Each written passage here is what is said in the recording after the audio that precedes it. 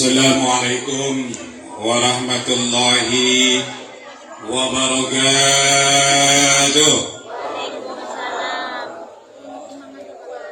Alhamdulillahilladzi arsala rasulahu bil huda wa dinil haqq liyuzhirahu 'ala ad-dini kullihi wa kafa billahi shahida.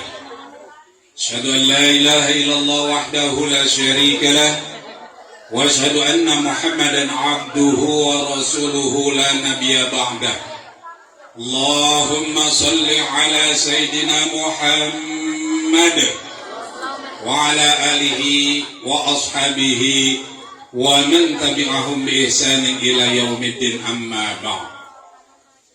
Sama-sama kita hormati guru kita, pimpinan Yayasan Sosial dan Dakwah, dan beliau sebagai pembina Majelis Taklim Al-Mansur, guru kita yang sama-sama kita muliakan, Al-Ustaz Haji Muhammad Salbini LCMA. Yang terhormat penceramah kita dari dalam negeri, Bapak Ustaz Haji Ahmad Saifi SAG. Dan yang kedua penceramah kita dari Tangerang Selatan, Al-Ustaz Syahrul Khatib MPD bin Su'aib. Yang terhormat Al-Ustaz Heri Hasan sebagai guru di Majelis Taklim Al-Mansur.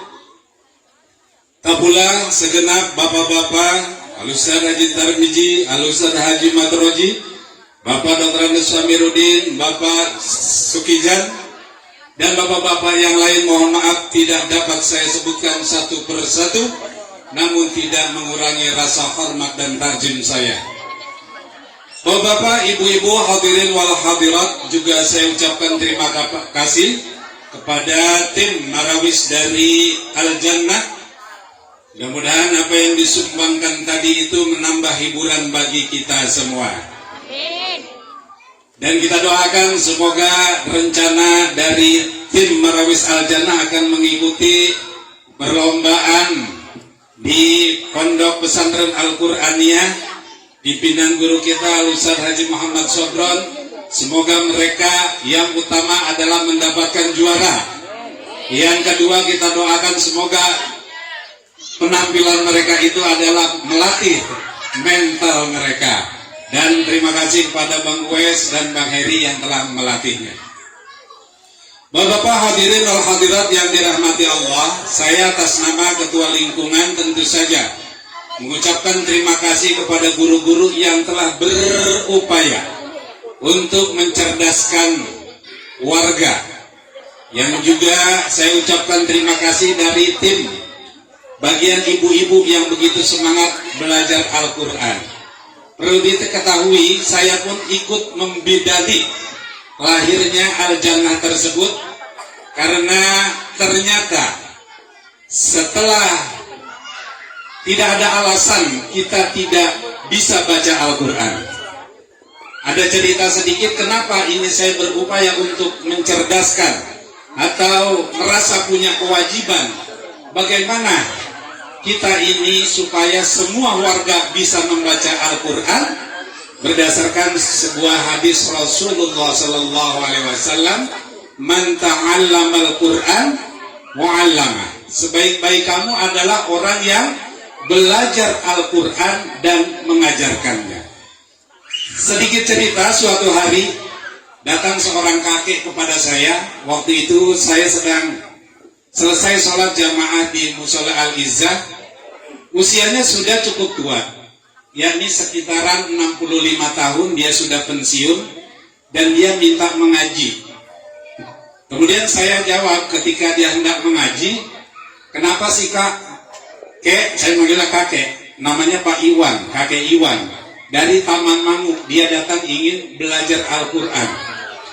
Saya bilang, kalau bahasa Betawinya udah sore itu orang, kenapa baru mau belajar Al-Quran?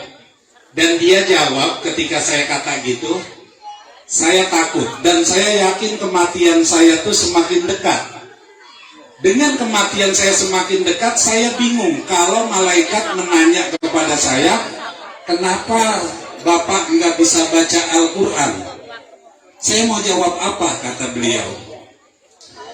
Maka dengan dasar itulah ada dua kewajiban. Kewajiban yang pertama, orang yang tidak bisa membaca, ada kewajiban untuk kalau yang tidak bisa, ada kewajiban untuk belajar. Dari dasar itulah dia merasa anggota tubuhnya sempurna semuanya. Bahkan dia bilang kalau naik motor tanpa jaket ke Bandung dia masih kuat bolak-balik. Kenapa? Hanya membaca Al-Quran dan dia menyaksikan di TV. Orang yang matanya tidak mampu melihat huruf-huruf Al-Quran, dia berupaya untuk belajar dengan huruf apa tuh namanya? Braille.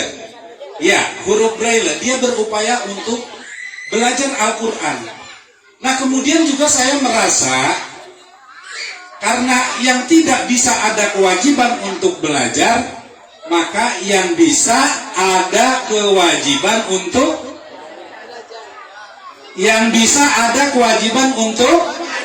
mengajar. Inilah timbal balik. Kenapa saya berupaya ingin terus mencerdaskan bangsa, mencerdaskan warga saya terutama. Jadi yang sudah berjalan, kalau kita lihat di spanduk ini bukan Al-Izzah lagi, tapi Al-Mansur. Ini adalah upaya dari kami guru-guru, karena pada saat itu kenapa ini dinamakan Al-Mansur? Sebelumnya di Al-Izzah ngaji. Jadi berbagai alasan tidak hadir sering, gerimis, jaraknya katanya jauh. Tapi kalau ada pamilis mah jauh juga. Ada pergi baik. Gerimis juga pada bawa payung. Kalau ngaji memang ada godaannya. Jadi hawanya males baik. Maka kita berpikir, oke, ngaji di rumah waktu itu pada Miri, Bang Godan. Bapaknya Bang Godan namanya Bang Mansur. Maka dirubah namanya agar tetap warga ini, ayo kita ngaji. Kalau memang jauh, guru sekarang yang merapat, yang mendekat. Ngajilah di rumah Bang Godam, Pak Damiri bin Mansur. Maka dari itu dinamakan, ini jadi kita namakan, kita ganti Al-Mansur. Nah, itu cerita sekilas. Jadi alhamdulillah ngaji itu tetap berjalan. Kurang lebih sejak dinamakan Al-Mansur itu 5 tahunan, terselang dengan pandemi 2 tahun. Jadi alhamdulillah termasuk Mas Warno tadi itu baru bergabung dan baru belajar sama-sama kita. Oleh karena itu saya sangat berharap untuk semua jangan sampai nanti berpikiran gue mau udah tua. Sebenarnya tidak ada kata terlambat.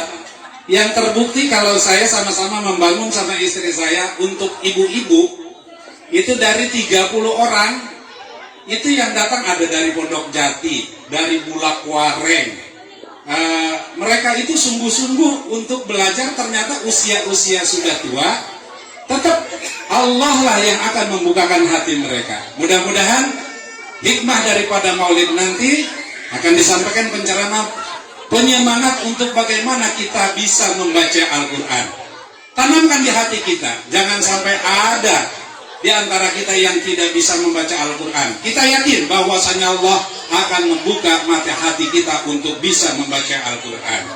Kalau kita lihat ibu bapak di HP, jangan sampai Al-Quran dibacakan nama kita, kita udah melonjor. Sementara kita tidak bisa waktu di dunia, masih mata masih melek, mulut masih bicara, itu kita tidak ada minat untuk belajar. Dan juga ada di antara jamaah yang mikirin, saya harus belajar. Orang tua saya sudah tua, jangan sampai nanti baca Yasin aja saya nggak bisa. Oleh karena itu saya berharap atas nama Ketua Lingkungan, yuk sama-sama kita semangat untuk menuntut ilmu, baik di masjid ataupun di tempat lainnya. Kita camkan itu, mudah-mudahan hati bapak-bapak, hati ibu-ibu, dan hati para guru ada kepaduan untuk sama-sama bersemangat untuk belajar.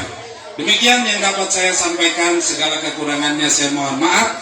Assalamualaikum warahmatullahi wabarakatuh.